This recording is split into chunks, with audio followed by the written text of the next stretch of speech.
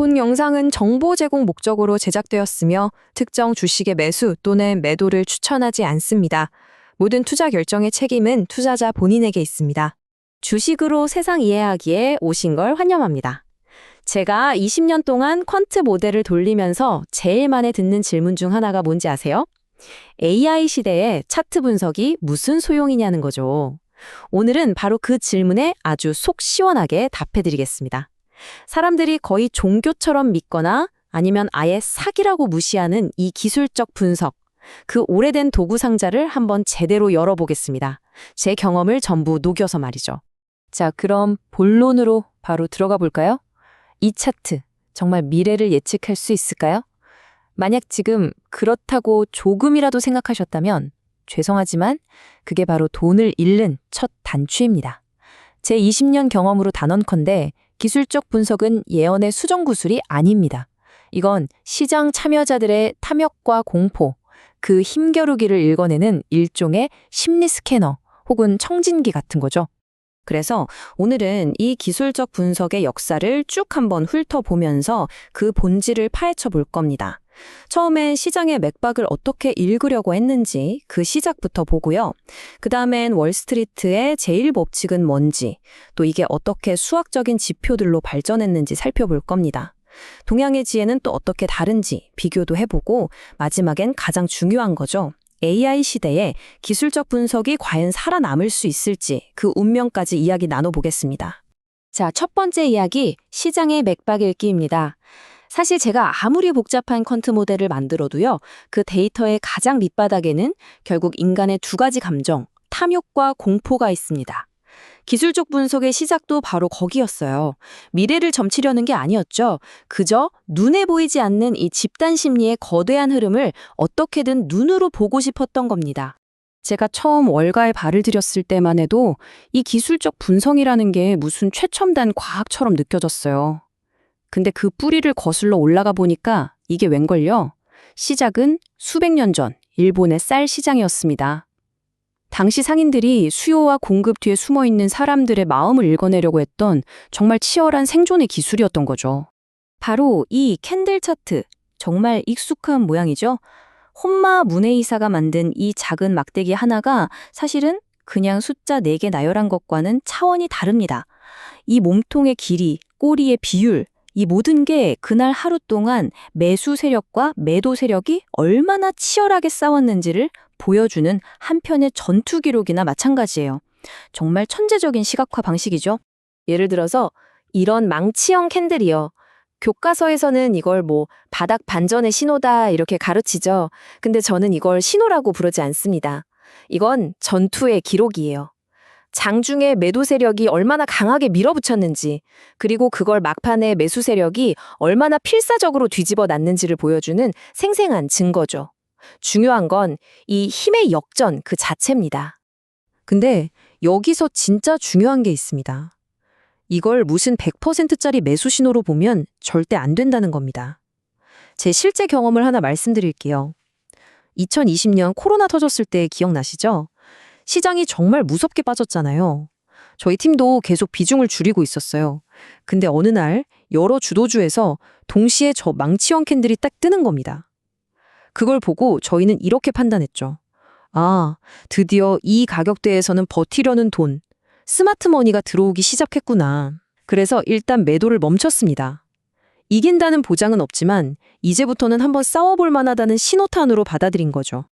자, 이번에는 동양의 직관을 넘어 서양의 시스템, 월스트리트로 가볼까요? 찰스 다우라는 인물이 등장하기 전까지 시장은 그냥 뒤죽박죽, 혼돈 그 자체였어요. 그런데 이 사람이 그 혼돈 속에서 어떤 일정한 흐름, 바로 추세라는 질서를 처음으로 발견해낸 겁니다. 다오 이론이 지금까지도 기술적 분석의 바이블, 거의 헌법처럼 여겨지는 이유가 바로 여기에 있죠. 다오 이론의 핵심은 정말 간단합니다. 바로 큰 그림을 봐라라는 거죠. 시장이라는 게 수년간 이어지는 거대한 강물, 이걸 주 추세라고 하고요. 그 안에서 몇 달, 몇 주짜리 파도가 치는 거라고 본 거예요. 다오가 하고 싶었던 말은 이거였습니다. 매일 치는 자잘한 파도에 정신 팔리지 말고 이 거대한 강물이 지금 어디로 흘러가고 있는지를 먼저 봐라. 정말 핵심적인 통찰이죠. 아니, 100년도 더 된 이론이 지금도 먹히냐고요? 그럼요. 오히려 더 중요해졌습니다. 지금 JP모건 같은 글로벌 IB들이 AI 슈퍼사이클 같은 거대 트렌드를 분석할 때도요. 그 바탕에는 추세는 명확한 신호가 나오기 전까지는 계속된다는 다오의 원칙이 깔려 있어요. 한번 방향이 정해진 큰 흐름에 함부로 맞서지 않는다. 이게 바로 저희 같은 기관 투자자들의 리스크 관리 제일 1원칙입니다. 자, 이제 20세기로 넘어오면서 모든 걸 숫자로 증명하려는 과학의 시대가 열립니다. 시장 분석도 마찬가지였죠. 다오 이론이 참 좋긴 한데 추세가 꺾였다는 걸 사람마다 너무 주관적으로 판단한다는 문제가 있었어요. 그래서 이걸 좀 더 객관적인 숫자로 나타낼 수 없을까 하는 고민에서 탄생한 게 바로 우리가 잘 아는 RSI나 MACD 같은 보조 지표들입니다. 그런데 바로 여기서 정말 많은 개인 투자자분들이 함정에 빠집니다. 교과서에 나오거든요.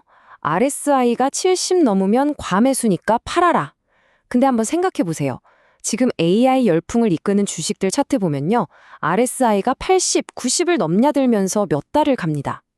만약 교과서만 믿고 70에서 딱 팔아버렸으면 어떻게 됐을까요? 아마 가장 달콤한 수익 구간을 그냥 다 놓쳤을 겁니다. 정말 끔찍하죠. 이 차트가 모든 걸 말해주고 있죠. 물론 일반적인 주식이라면 RSI 70이 과열 신호가 맞을 수 있어요. 하지만 엔비디아처럼 아예 산업의 판을 바꾸는 주도주한테는요. 70이라는 숫자는 그냥 이제 시작해볼까 하는 신호일 수도 있다는 겁니다. 결국 중요한 건 숫자가 아니라 그 숫자를 둘러싼 맥락을 읽는 능력이에요. 이게 핵심입니다. 예전에 어떤 구독자분이 제게 포트폴리오 RSI가 70이라 너무 과열된 것 같다고 걱정을 하시더라고요. 그래서 제가 웃으면서 그랬죠. 제 AI 포트폴리오는 지금 RSI 80인데요. 이건 과열이 아니라 에너지가 응축돼서 터지기 직전인 활화산 같은 상태라고요. 보는 관점이 이렇게나 다른 겁니다. 자, 이번에는 다시 동양의 지혜로 돌아와서 제가 개인적으로 가장 좋아하는 도구 중 하나를 소개해 드릴게요. 바로 일목균형표입니다. 서양 지표들이 대부분 얼마나 올랐나, 즉 가격에만 집중할 때 일목균형표는 얼마나 오랫동안이라는 시간 개념을 같이 봅니다. 가격과 시간, 이 두 축으로 시장을 입체적으로 분석하는 거의 철학에 가까운 시스템이죠. 처음 보면 선이 너무 많아서 이게 뭐야 싶으실 거예요. 복잡해 보이죠? 괜찮습니다. 이걸 그냥 자동차 계기판이라고 한번 생각해 보세요. 전환선, 기준선은 지금 내 차의 속도계 같은 거고요. 후행 스팬은 과거를 돌아보는 백미러, 그리고 제일 중요한 이 구름대는 앞으로 나타날 안개 구간, 즉 미래의 저항과 지지 영역을 미리 보여주는 내비게이션이라고 보시면 됩니다. 이 모든 게 한 화면에 다 들어오는 거예요.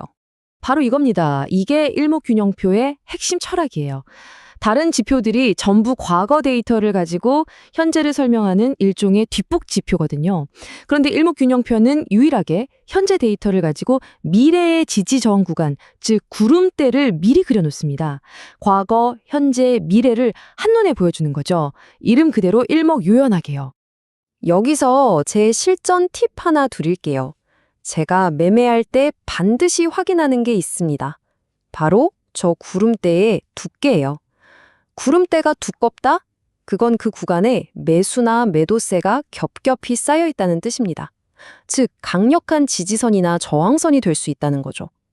반대로 주가가 이렇게 두꺼운 구름대를 깨고 내려간다? 이건 정말 위험한 신호입니다. 추세가 완전히 꺾였다는 뜻이니까 저 같은 경우는 바로 손절을 고민하는 기준으로 삼습니다. 자, 이제 마지막 섹션입니다. 어쩌면 오늘 이야기의 가장 핵심일 수도 있겠네요. AI가 시장을 지배하는 이 시대에 우리가 지금껏 이야기한 이런 기술적 분석이 과연 살아남을 수 있을까요? 그냥 박물관에나 가야 할 낡은 유물 아닐까요?